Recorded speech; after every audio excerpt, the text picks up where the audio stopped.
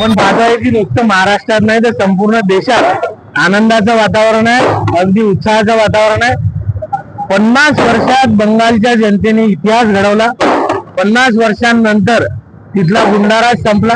विकासाचा मुद्दा असेल, ममता दीदी आणि सीपीएमचा गुंडाराजचा मुद्दा असेल, आणि सर्वात विशेष तर आपण जर पाहिलं असेल तर तिथे जी गरिबी होती, जे अनएम्प्लॉयमेंट होतं, याचा मुद्दा असेल.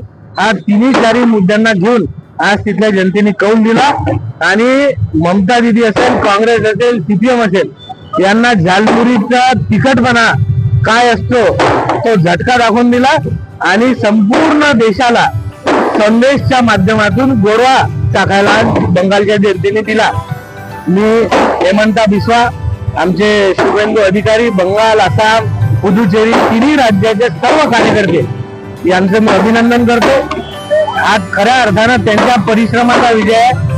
मोदीजी, अमितभाई शाह, आमचे नितीन नवीनजी यांच्या नेतृत्वावर शिक्कामोर्तब झालेला आहे की मोदीजींचं यशस्वी सरकार, यशस्वी आणि बेदाग सरकार जे या देशाच्या कल्याणासाठी काम करते आहे, याच्यावर जनतेने शिक्कामोर्तब केलं आणि आज हा इतिहास झालेला.